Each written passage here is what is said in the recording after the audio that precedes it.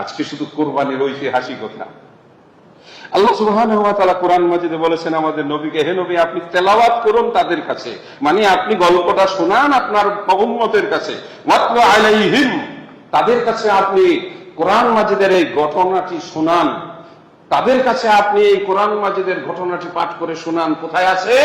6 পারায়, সূরার নাম সূরা আল মায়েদা, আয়াত নম্বর 27, 28, 29, 30, 31 পর্যন্ত। এখানেও আছে কোরআন মাজিদে কুরবানির ঘটনা।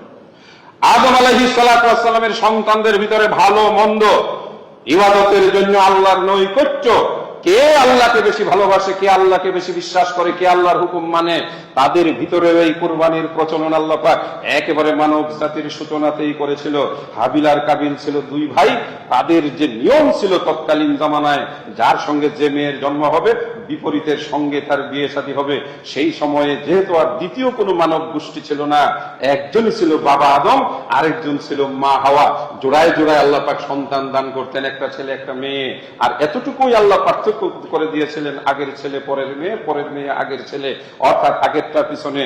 এইবার দেখা গেল একজন একটু রূপসী হলো, আরেকজন একটু কালো হলো, 2 জনের মনোমালিন্য হলো। সিদ্ধান্ত হলো যে আল্লাহ পাক ফয়সালা দিবেন, তোমরা একটা কুরবানি করো, যার কুরবানি আল্লাহ কবুল করবেন তার সিদ্ধান্ত আল্লাহ পাকের যেটা সেটাই গ্রহণযোগ্য হবে। কিন্তু 2 ভাইয়ের দ্বন্দ্বে এক পর্যায়ে কুরবানি একজনেরটা কবুল হলো। আর সেই জামানার কুরবানির কৌশল ছিল প্রাণী রেখে দেওয়া হবে, আসমান থেকে আগুন এসে সেটাকে উঠিয়ে নিবে। অতএব এক ভাইয়েরটা কুরবানি কবুল হলো, আরেক ভাইয়েরটা কুরবানি কবুল হলো না। যার কুরবানি কবুল হলো না, সে যার কুরবানি হলো তার উপরে চড়াও হলো, এক পর্যায়ে তাকে হত্যা করলো।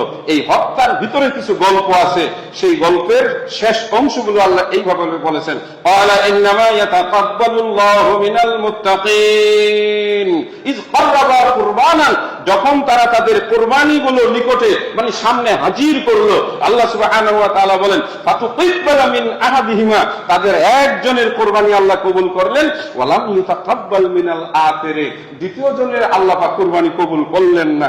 এইবার যার কুরবানি কবুল হলো না, আল্লাহ কোরআন মাজিদে বলেন ক্বালা লা আকতুলান্নাকা, অবশ্যই আমি তোমাকে খুন করব, আমি খুন করব। এই যে ভাই ভাই খুন, হত্যা, এটাই মানব জাতির ইতিহাসে প্রথম খুন, হাবিল কাবিল 2 ভাইয়ের।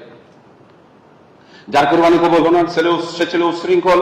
এইভাবেই আদম আলাইহিস সালামের সন্তানদের মধ্য থেকে কেউ হলো নবী, শীস আলাইহিস সালাতু ওয়াস সালাম পরবর্তী নবী হয়েছিলেন।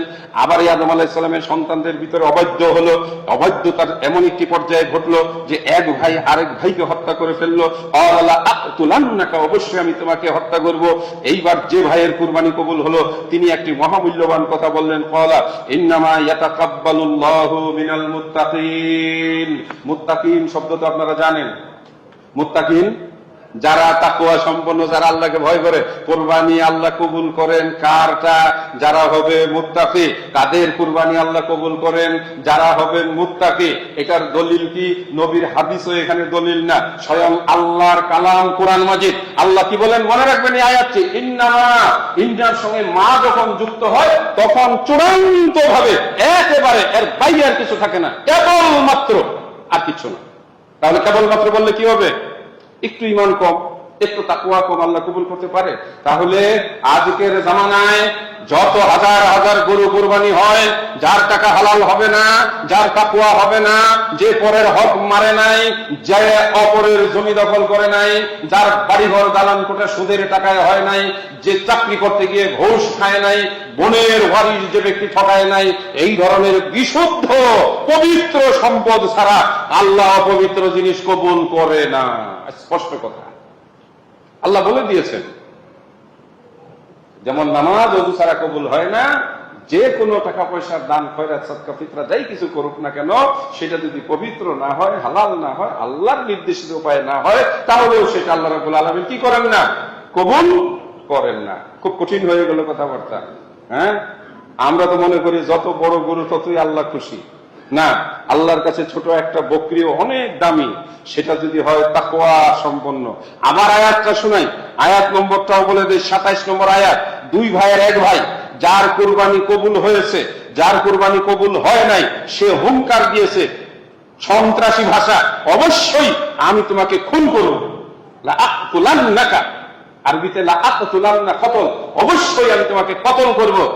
যে ভাই ভদ্র শান্ত অমায়িক আল্লাহর হুকুম মানে, সেই ভাই এইটুকু বলল, ইন্নামা ইয়াতাকাব্বালুল্লাহু মিনাল মুত্তাকিন। শুনে রাখো, আল্লাহ রাব্বুল আলামিন যারা মুত্তাকি হবে, যারা পরহেজগার হবে, একমাত্র আল্লাহ পাক তাদের কুরবানি কবুল করবেন।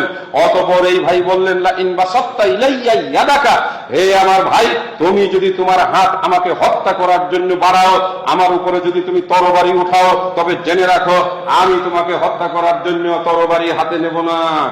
কারণ আমি জানি ভাইকে হত্যা করে আল্লাহ পাক নিষেধ করেছেন। তোমার কুরবানি আল্লাহ কবুল করেন নাই, তার মানে হলো তোমার ভিতরে তাকওয়া নাই। তোমার কুরবানি আল্লাহ কবুল করেন নাই মানে তুমি আল্লাহর হুকুম মানো না। তুমি তোমার কুরবানি আল্লাহ কবুল করেন নাই, এর অর্থ যে তুমি অন্যায় ভাবে আমাকে হত্যা করতে চাচ্ছ, তুমি জালেম, তুমি সন্ত্রাসী।